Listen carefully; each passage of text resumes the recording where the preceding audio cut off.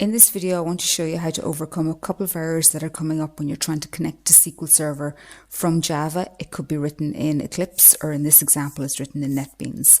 Now, just before, the errors will relate to secure socket layer or PKIX path building failed. Now, to connect to SQL Server from here, I have my connection string.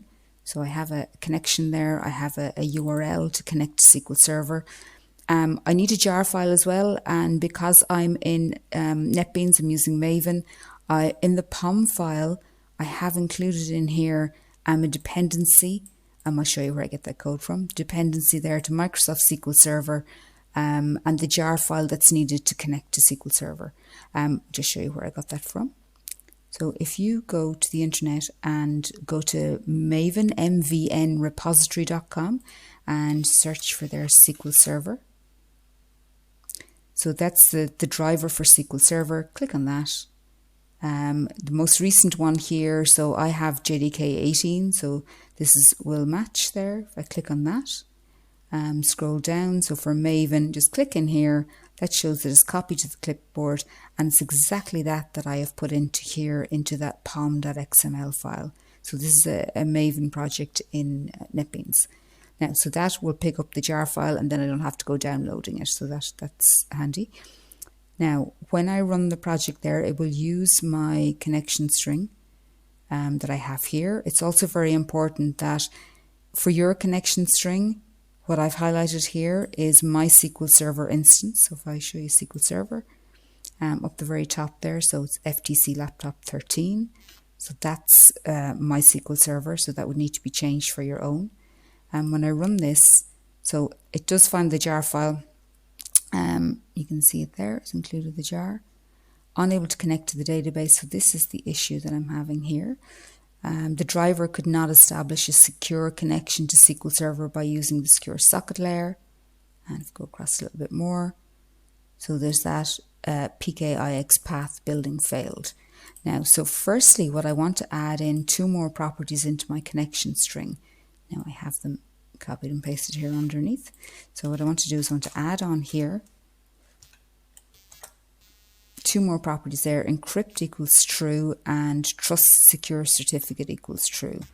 So add those in, and now I will run that.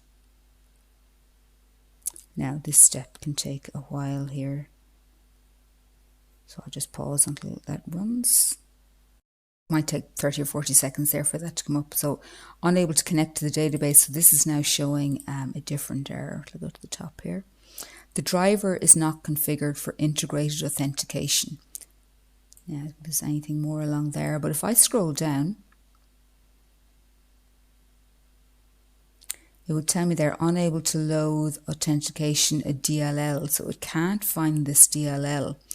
Now, I just come up with a bright idea of going to Maven and searching for that DLL. Sorry, I should have taken a copy of that. So I can right click on that DLL file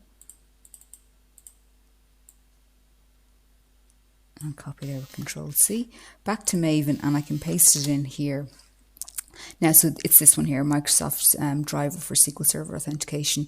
So I did do the same steps as I just done before. I went to the latest version here for 64-bit, and I did copy in the dependency there into the POM file, but it didn't work, so it still couldn't find that file.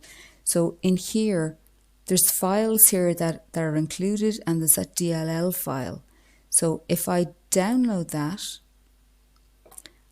do I want to download it? Yes. Now there's one I was going for earlier. Okay, so when that's downloaded, what I need to do is I need to go to my downloads folder. So now I've tried this already, so take one of those. I'm taking a copy of that. It needs to go into C, Program Files, Java, your most recent version there of the JDK, so 18 is my most recent version, into the bin folder, and just right click there and paste, or I'm just clicking normally there and Control V for paste. I'll need admin permissions. Yeah, okay, go for it. You see there that it has copied that DLL file in. So when I run my program in NetBeans, what it would do is it looks in the C program files Java, the bin folder, for once it finds the executable there to actually run my program. So it'll find that DLL file in there. Now if I go back to my project here. Now back to NetBeans and run again.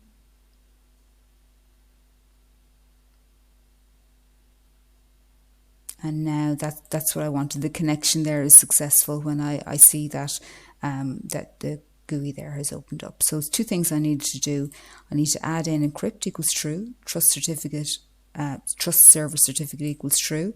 And from Maven's repository there, I was able to get a copy of that DLL file that it's looking for, and I popped that into the bin folder of the JDK, and that has solved both of those problems.